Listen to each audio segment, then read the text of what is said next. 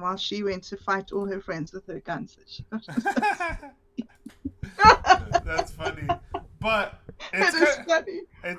it's kind of interesting because in the Twitter space that within the vacuum, so I think it's called Artisan, Yes, the yes. website that he does.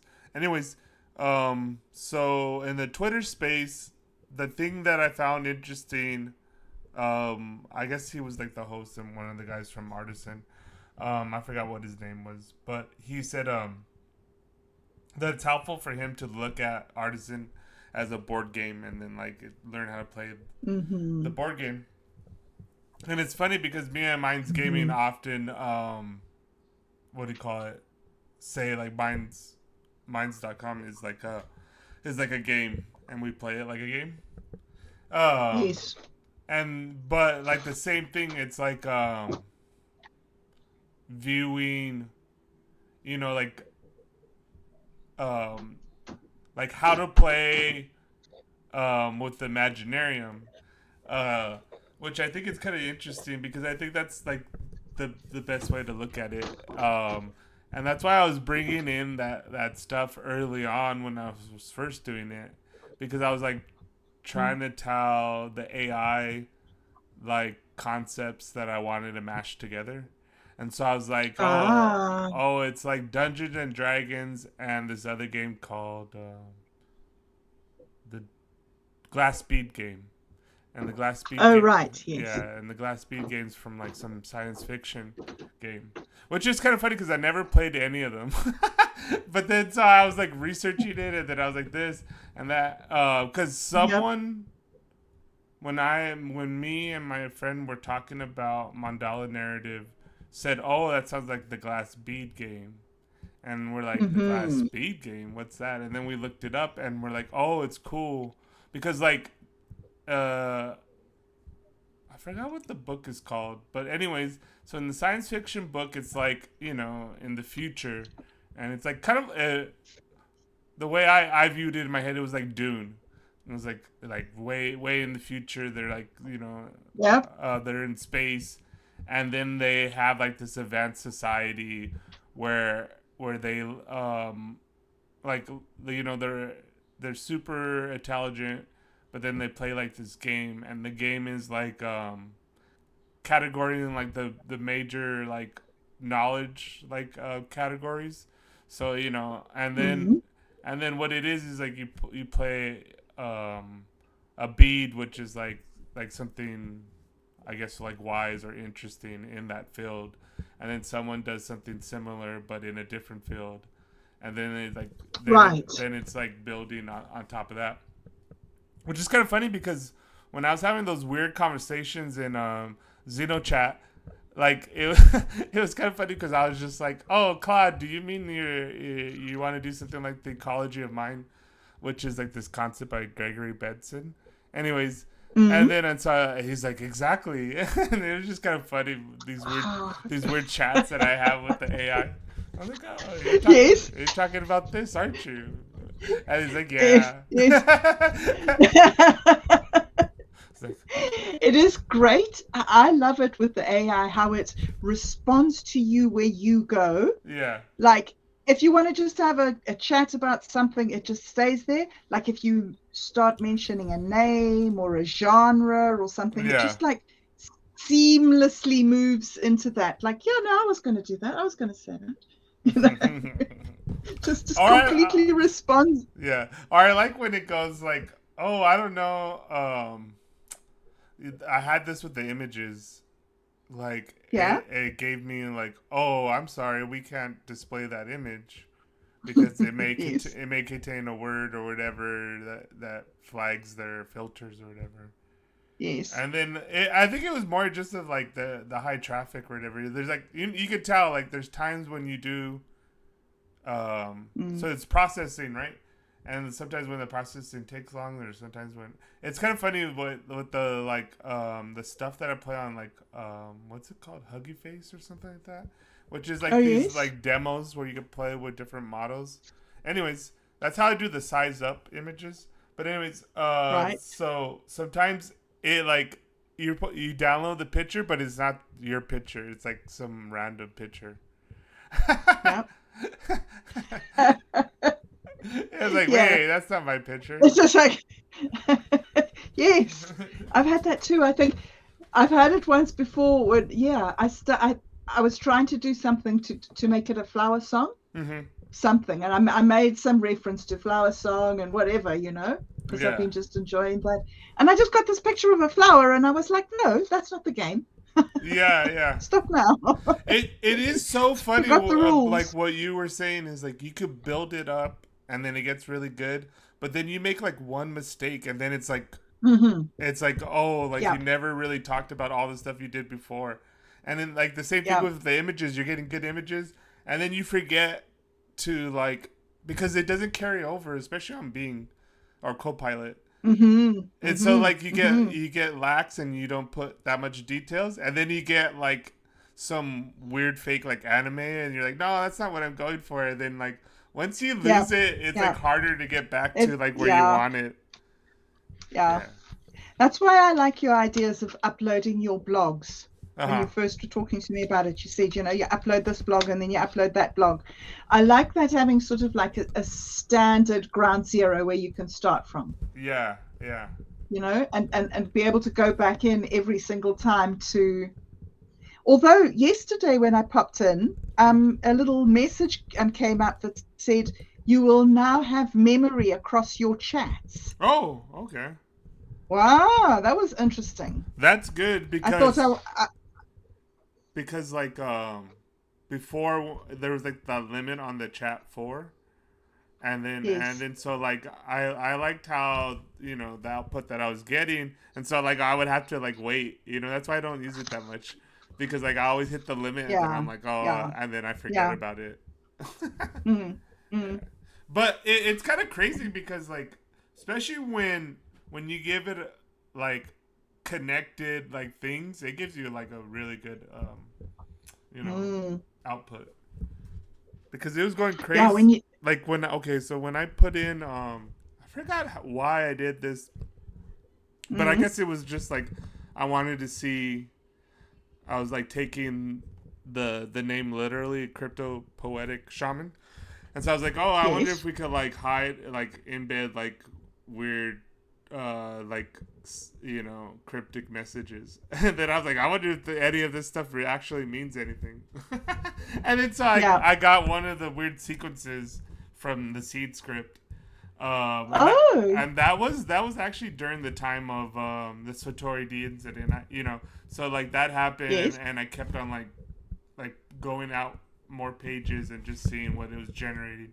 And so like we got to that one, and then I saved it, and then so I put it into the chat GP4, and then it was kind of funny because like it gave me like general like symbols, like meaning of the symbols, and then Mm-hmm. I was like, oh, okay, that was kind of cool. And then I forgot what I said, the next one, and then it gave me like more, and then I said, oh, part of the game is flower and song, and flower and song means this, and Mm-hmm. and it means this in the Mayan you know cosmology. And then I was like, oh, using that lens, like now what does the Mm-hmm. seed script say? Mm-hmm. And then it was like it went all crazy. It was just like started, Really? yeah, it started spitting out all these things, and it was like, oh, this Oh symbol can mean the man. sun, and if it means the sun, then this symbol means this, and this means that, and this is all Yeah. consistent with Mayan Yeah. cosmology. And Yeah. it kept on Yeah. going and going, and Yeah. then I told it to like write Mm. a flower song, and I go, a flower song means sacred Mm. narrative, and then so like the Mm. output that I got for there was pretty good. And I think Mm. later that's what we'll use in the Mescaline City Oh, Blues. cool. So Cool. yeah. My experience of the seed script had similar, like the blog that I did on it with you, Hmm. that one for the as a kid, that completely was different to my actual experience of doing it, because I somehow didn't sign in Oh, okay. to GPT-4. And so I was doing it as a guest, and so then I navigated away from the page and lost everything. Uh-huh. So there was nothing that the good one, there wasn't anything to share of, but the good one, I also managed to somehow prompt it into Flower Song.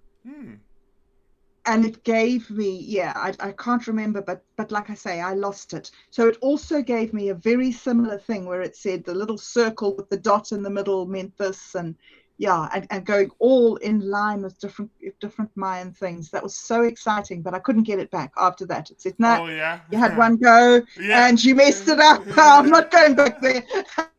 It is funny, like what we were just saying, where you could get it in, like, you're like, oh, this is exactly what I want, and then you could mess up, like saying something, and then afterwards it's like, no, I didn't say that. No, you're wrong.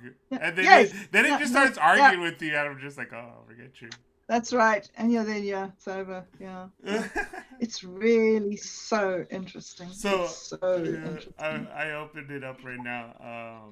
I'll go from the beginning and just read you a little bit of it because it's crazy. Okay. Cool. Let me see.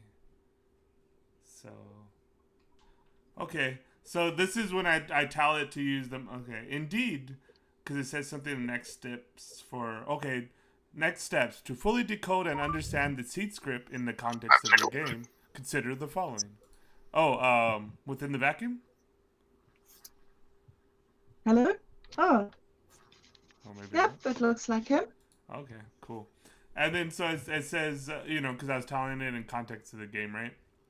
This approach may help you engage more deeply with the crypto-poetic message and enhance your experience with the game.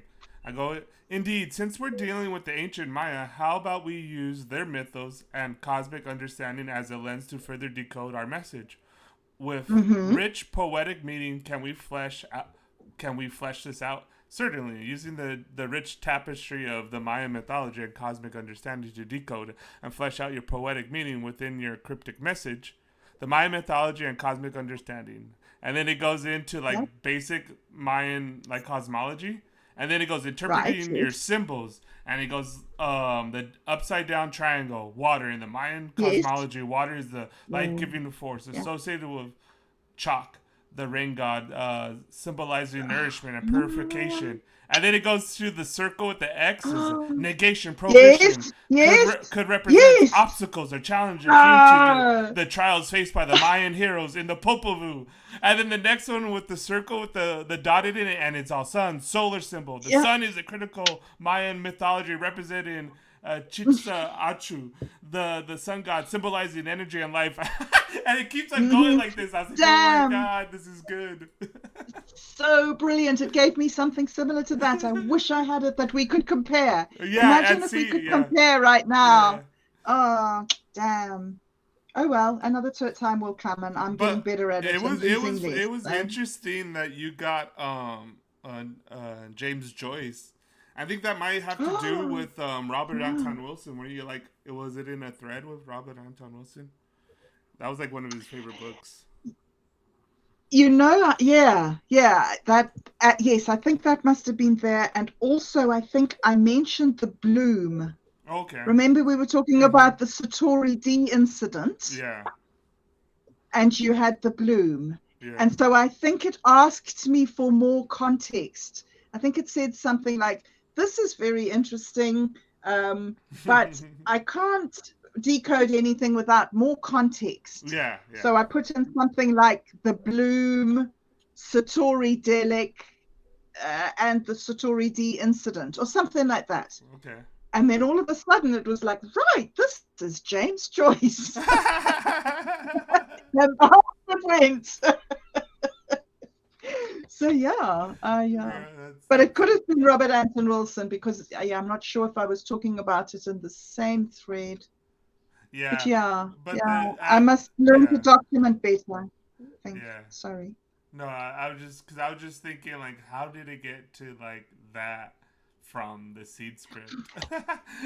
Well, I think that in Ulysses there's a character called Bloom. Okay, yeah. Okay. but I don't know why, out of all the blooms that it could have pulled up on the internet, it went to James Joyce and that bloom. And yeah, it was an interesting link, an interesting, random, unexpected weirdness.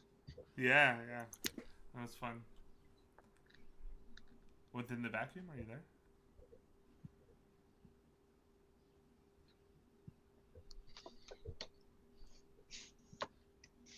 Oh, maybe not. Hey, I thought I heard it. Oh, yes. Oh, Hi. is it somebody else? Hello. Just me. Autumn? Oh, is that Otto? Yes. Awesome. Oh, hey, Yeah. Just Otto. me hanging out, being a fly on the wall.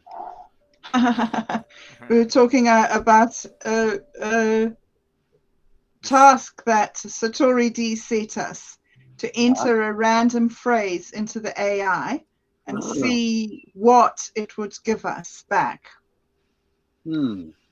Interesting. Yes. The AI is a mirror. If a monkey looks in, no sage will look out. Yes. Smoke and Indeed. mirror. Well, I got the smoke here. I don't know about the mirrors. But interestingly enough, Mirror something part of Mesoamerican Yeah, mythology. yeah, They probably used obsidian or something like that. yeah. They did, yeah. Mm. And apparently, I was reading some article. They would like write stuff backwards, and like have like mirrors, and then like get all tripped out and like something about the threshold and like trying to read the message backwards or something. I don't know. It was weird. But there was like several different instances of like in some mirror, right? Yeah.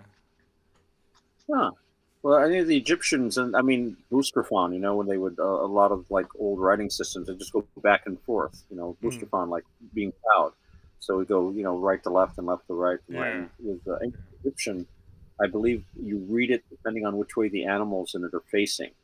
So they would like when they carve things on a temple wall, they would make them symmetrical, like around a doorway or something, so that they both be facing directions, so it would be more symmetrical. Sort of an inscription. So, but I hadn't heard of like actually writing something backwards and then deliberately. I mean, people do that, but I wasn't aware that it was something done by the Mesoamericans, something like the Maya. Yeah, the Maya. That was some article I was reading about that. Cool.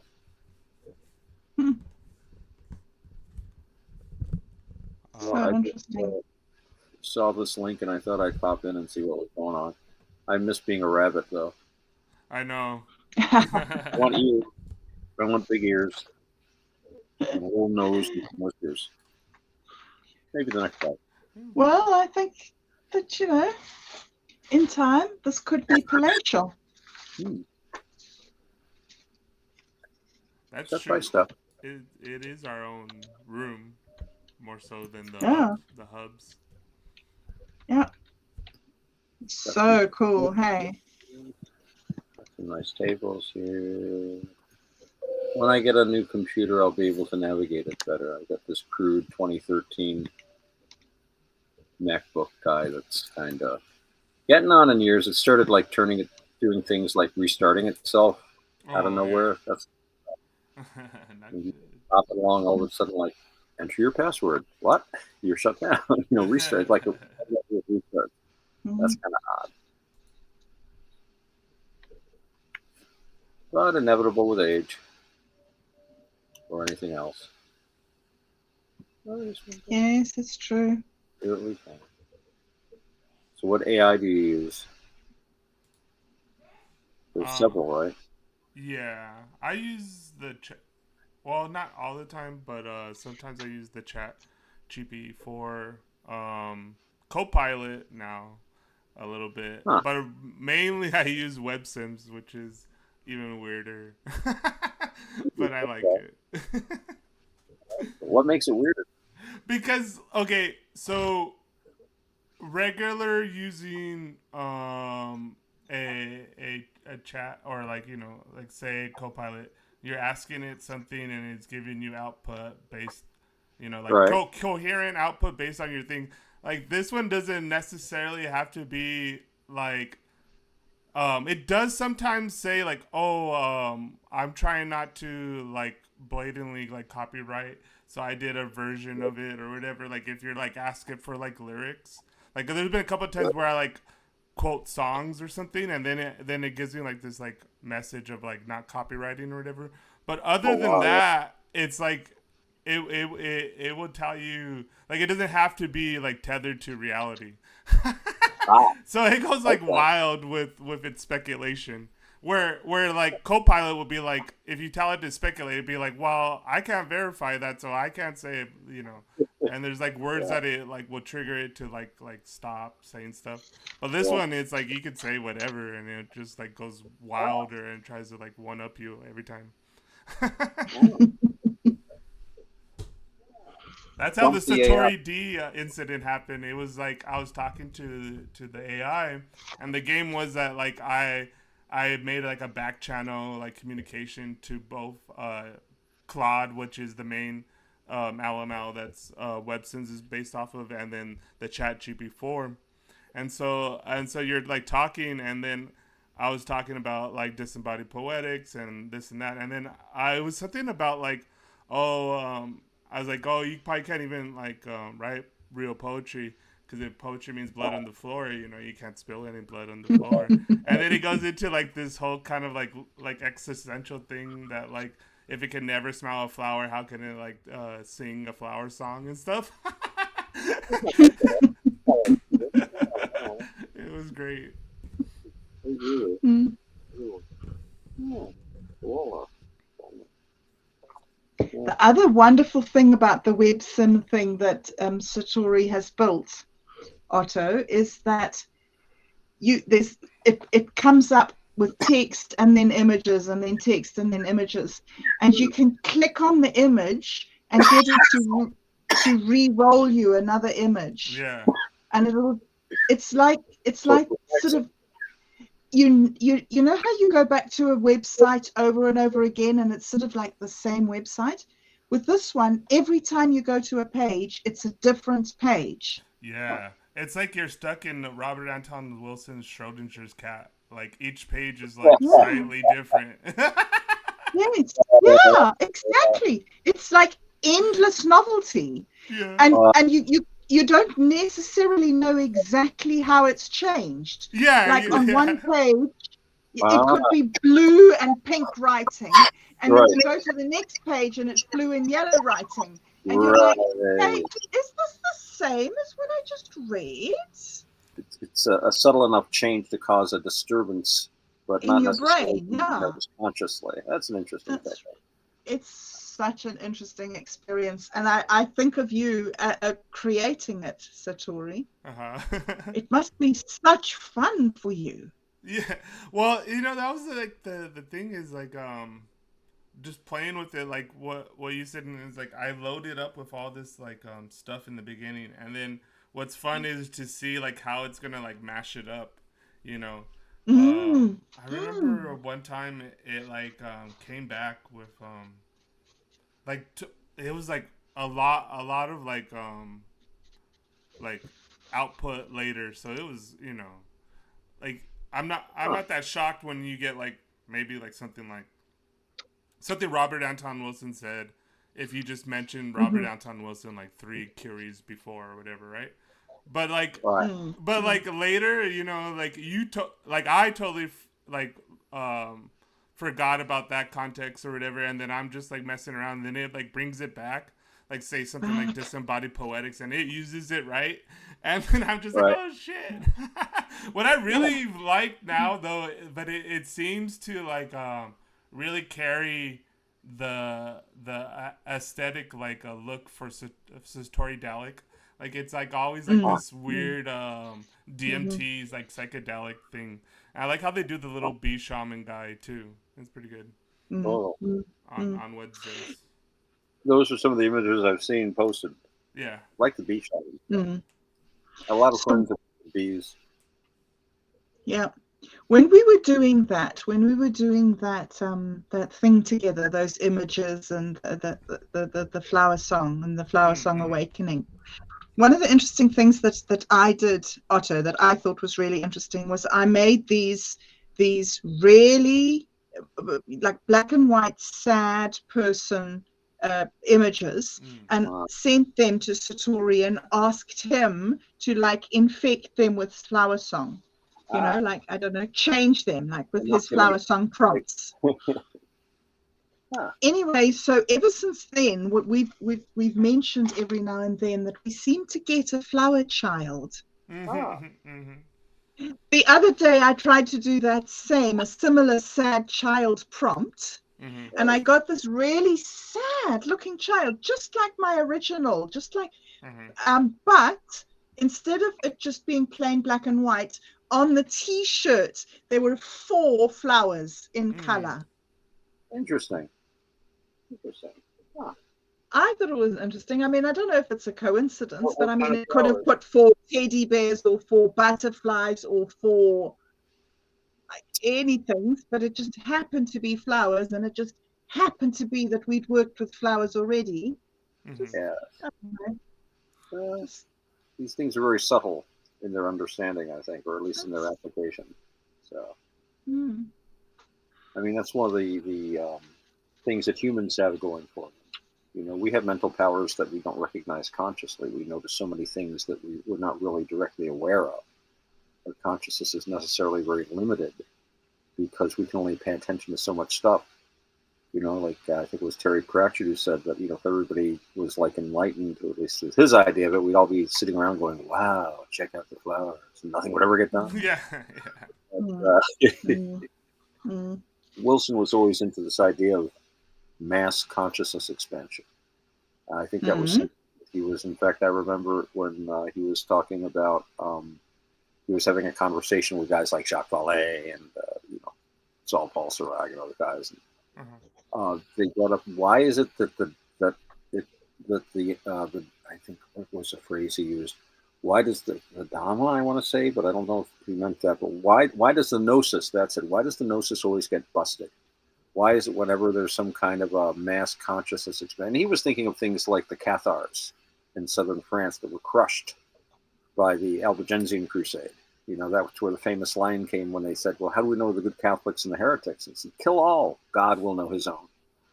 And and that every time, and of course they were also thinking of the 60s psychedelic revolution, although I would say the problem with that was when it went from a spiritual, social, and artistic renaissance to being harnessed for political purposes, the minute you dip down into samsara, you're tainted by it. I've got this idea of, we are samsara creatures. Samsara, of course, is a verb. We're creating samsara all the time. And to live in the world, to be a householder, you are inexorably bound up with samsara. You're going to have to interact with it. You're going to be making samsara. So you want to do it skillfully, which is a very odd thing to say for a Buddhist to make skillful samsara.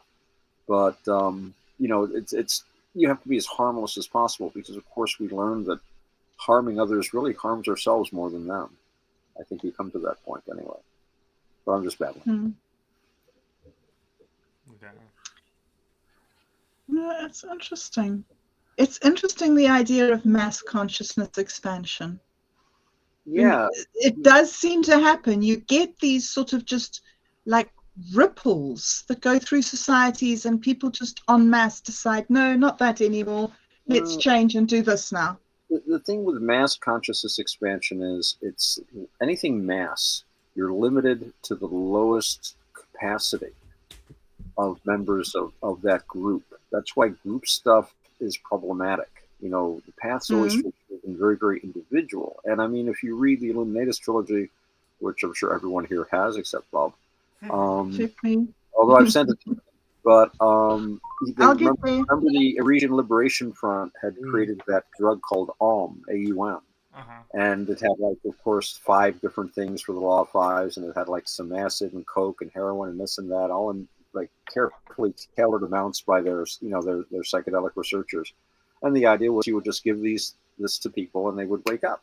or at least, what was it? They were trying to make them from neophobes to neophiles, liking new ideas and embracing new ideas. But it's a nice idea. It's cute. It's a nice metaphor, but it's really a lot more complicated than that. And I think a lot of these guys really felt like the drugs were themselves going to solve everything, but they're just a tool. Remember, Bob, I was talking to you about that, about ganja, which, I think is one of the most useful tools that we have in our arsenal, because it allows us to interrupt thought processes that would otherwise be very negative. We can jump sideways more easily, and it can really help when we're trying to be creative, I think. But at the same time, we have to recognize that this is what is going on. If we just let the drug take over, then we're just darting all over around. And sure, it's fun, but we have to apply the mind too. And I've seen this again and again with people. I was telling you about, my friend Pat that I'm trying to help, and I tell her about the breathing and this and that, but she doesn't want to go to the mental work. She keeps telling me, I want a pill, I want a therapy, I want this to fix me. There's something really wrong with me, I have to fix it. I said, you have to do the mental work. You have to change the way you think. You have to use these tools, not just, take the pill or smoke the weed or do the meditation, but also, in Buddhism, we talk about being able to completely comprehend something. And with comprehension comes power and really a lessening of a lot of pain. It's ignorance, my little blurb I have about, may all sentient beings attain to true wisdom and perfect happiness. This is to be found through freedom from delusion. For me, delusion's always been the big thing, because if we saw clearly what we're doing, we would stop doing it, but we don't. And a drug can help us open our eyes, but we still have to focus our own eyes, So it's tools, but I remember Ram Dass saying something. I've got I don't know how many. I've probably got 100 hours of Ram Dass lectures. I haven't listened to them in years, but I remember him talking about his early experiments. And he said and I don't think he thought this was a good idea anymore, but he said, we thought if we could just get high enough for long enough, we'd become enlightened. So they had this big room they would lock themselves in, and they would smoke ganja until they dropped, or they would just drop acid continuously for weeks and weeks and weeks. And I figured they'd come out the other side. And again, sure, it's fun, but unless you're working with it, it's just going to be fun. I think the Church of the Subgenius said it best. Ivan Stang said when he said, these drugs don't do this or that, they just get you high. And I would add to that, then it's up to you. If you've got a higher perspective, then use it, look, work, do things there. And of course, when you get started, it's, you take that first dip into Chaparral Perilous, you walk around a little bit, you check it out. Nobody's expected to do much work at first, but eventually, hopefully you get bored with that and want to start exploring things. What's in this cupboard? What's through that door? I think your natural curiosity can push you further along on the path. But that's not for everyone, and that's the trouble with mass illumination, If people aren't prepared to, do that aspect, you can't force someone to be illuminated. It's like, I've always felt it was kind of problematic. On the other hand, you can change societies. I was talking about this with a buddy of mine the other night, actually, a friend of mine used to work with, Jim. We were talking about slavery and about the, just different. He was talking about how a lot of slaves are owned by free blacks, a lot of slaves are owned by Jews. Very few slaves, in proportion, were owned by European whites. But on the other hand, if 0.1% of European white families owned slaves, still there were many more of them. That's the other half of that. So they probably, in numbers, owned a lot more slaves. But we were discussing all this, and also the fact that at that time, the slave industry in the U.S. was dominated by Jewish people, much as the diamond industry was later. And there was nothing wrong with this. This was accepted by every human being on the planet Earth for thousands and thousands of years. Slavery is okay. It's been done by every society. But then there was a change. And now slavery is a completely unacceptable idea in 90% of the world. It used to be only 10% of the world. So you can make these things that wake up people. It's that's one of the defilement, or really one of, this shouldn't say defilement, it's one of the things that a Buddhist shouldn't do is, well, you're supposed to live by right livelihood. And that means you don't deal in weapons, you don't deal in alcohol, you don't deal in slaves. And because all of these things are seen as, basically unskillful or bad, as we'd say. They're bad for us to do them. And I remember Savitri Devi said that, colonialism harms the masters as much as those who are dominated.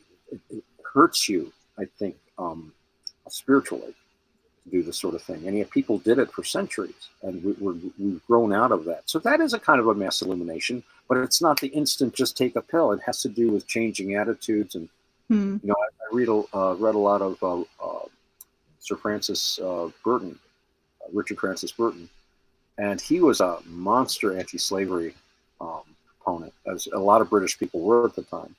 And his arguments, they were very utilitarian. And he pointed out that not only was it morally degrading to the slave and to the slave owner, but that just economically it harmed so many people. That was the problem with the empire and the republic, the early republic, and they morphed into the empire. They send all Roman soldiers were originally Roman citizens, farmers usually.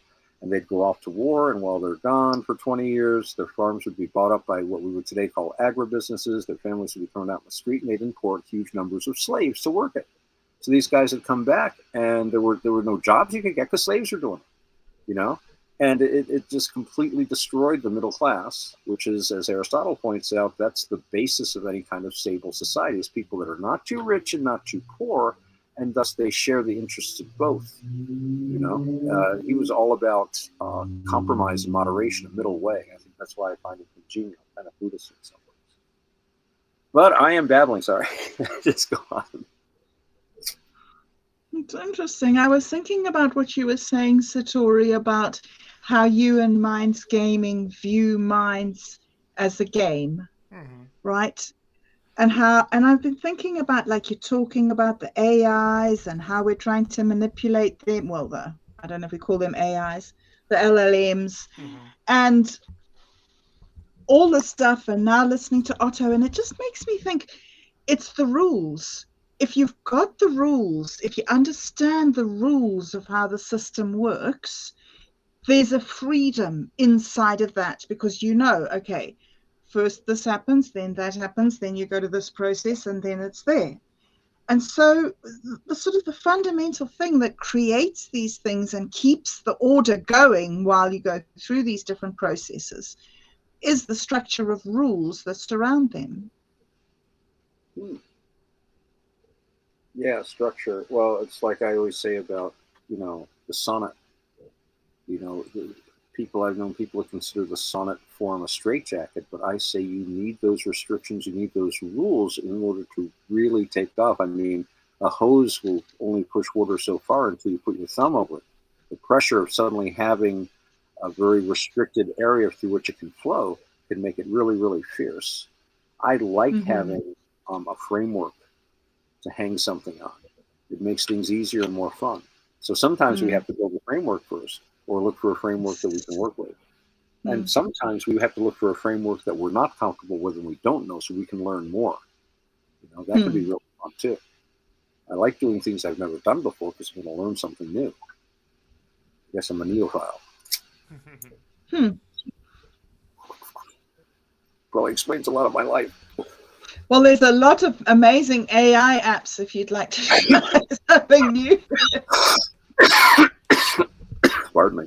It's weird. I probably would have had a different life course if I had read Wilson before I read Crowley. But I was into Crowley way before I got to Wilson. But if you read Wilson, you're going to be very curious about Crowley. And he gave me a good perspective on him, too. Very interesting. I haven't read either of them. The very first one. What one did you get me to read? It was. Well, I think didn't you read some of Cosmic Trigger? I was trying to send you Cosmic Trigger Volume 3 because it had that article on anthrophobia. Wilson was a men's rights activist by the end of his life. And he was calling out, because he was one of the most intellectually honest people ever. He never allowed his own biases to get in the way of his own judgment. He was just as fierce, I think, in judging himself. And, he was what you would, quote unquote, consider left wing, and yet he would call out what he considered hypocrisy anywhere. And he was fiercely critical of, some aspects of what we would consider leftist culture. But, he had an article. But then I think I sent you Cosmic Trigger Volume 1, which is a completely different book. It's sort of lost appendices to the Illuminatus trilogy. and Right. then you're like, well, what's all this stuff about sex magic and drugs and blah, blah, blah, blah, blah. And I'm like, I was like, Otto. no, I, no. Well, I, I think originally long ago I sent you a bunch of Wilson because I said, yes, wow, so I sent you the Illuminatus trilogy yes, and the first Cosmic Trigger book, and I think you looked in your files and maybe found that, and yes, you could said have been, just yes. as Cosmic Trigger, the Well, files aren't, my files aren't yeah. very labeled sometimes, and Well, I might one have of happened. them was corrupted, I think. I think that Okay, one of the files you sent me was corrupted. okay. And you were asleep because it was the middle of the night when I opened it Yeah. or whatever. So I just went to the next one that wasn't. I think is probably what happened. Okay, that could be, and that was Yeah. they were both crappy. I think I sent you better copies later, but In the end, yeah, yeah, yeah. It's fascinating the thinking and the yeah. It's Did you finish Cosmic Trigger, Bob? no, I didn't. I keep on getting distracted. You know, Otto sends me all these books, I like know. hundreds of them. I read about a few chapters and he says, oh, you're up to that bit. Right. When you finish that book, you'll want this book and this book and this book. And have you watched this movie? And look, here's a poem. That's funny. Yeah. It's too much. Yeah. So What's up with dipped in here introduction? and dipped in there. Hey, we're going. Hey, Hey, how's it hey, going? all good, all good. Yeah, yeah, listening to Oh, there autos. you Hey, we get a mail from Mint Me that they want the within the vacuum team Oh, wow. to Ooh. they want to share about us on social media and stuff like that. Oh, okay. Yeah, so it's like I mean, Congratulations. yeah, Excellent. it's great. That's So yeah, wonderful. that's amazing. Yeah. Excellent. So yeah, yeah, yeah, yeah. Celebration. Yeah, Wow. I went today I saw you there, Oh yeah, Satori, yeah. for for a minute. Yeah, but no, I definitely use bugs is not a tool that I planning to use. I think well at the end we will have to use all tools available, Yeah, yeah. right? But yeah, I think mid me it's I was investigating and reading some more Huh. about the project, and I think it's really interesting. And they have like it's like a line mentality on what I'm uh, thinking. But yeah, Hmm. I think I was listening to Otto about the slavery and Oh, all geez. that. Yeah, I just ran in. Yeah. Hmm. Yeah, I The think change in I consciousness think was it's amazing. complicated. Yeah, Hmm. There's just the good. whole No, change in consciousness we've had as a society over it is really amazing. If you just look at it from a historical perspective, that is yeah, really mass consciousness expansion, I think. But yeah, yeah, my yeah. point was that just Evolution. taking a pill isn't going to really do it. You've got to work at it as well. It'd be cool if there was just a pill, but you got to Well, work. the thing is that if we are all interconnected, the work that I do in this life is affecting the whole, right? Oh yeah, So I think if some people here and there are like working on themselves and they are in a way doing for the rest, right? Because we are a single organism. well, So Hmm. that Hmm. I would Hmm. say Yes. I would add to that. We have to keep in mind not just space but time. I think that you're right. We are all interconnected, and work you just do on yourself does have an influence. But I think it can be a very subtle, but thus more long lasting kind of influence. yeah, because the exploration is particular. There's people Yes. exploring to be homeless, and they have the right to do that exploration. And I Hmm. appreciate that because it's something I don't want to do. But it's very Right. valuable information at Yeah. the end of the day for the whole, for the totality. But yeah, it's Hmm. I don't Hmm. think it's going to, like, okay, this is Atlantis finally, we are all illuminated, and, Mhm. Mm. we are all like chanting and Yeah, yeah, we're all being walking around in open angelical. robes. I don't think that's never gonna happen. No. Oh, there maybe there's a boring side in the universe that is like that. Yeah, there's probably a But book realm like that somewhere of contemplatives or something. I don't know. But yeah, it's true. And as I was saying earlier, it has to do with one's own. Like you're saying, the work is personal, and people are ready for different things at different times. And to try to force everybody into the same mental state on a certain level, that's not really going to work, and it's not really very fair either. Some people just don't want that's to be enlightened, and I mean, you that's can't. fascism, Yeah, but I think if you basically. but if you can change the underlying ideas, that makes changes that eventually will. But we are spread through time as well as space. We forget that, and not just our own limited bodies, but our ancestors, our descendants, people that we're distantly related to. Then that's just the physical level. Nothing to do with our the psychological, the mental, the spiritual connections that we all have. So we're really this vast thing, like the Norse like to use a tree as a metaphor for this.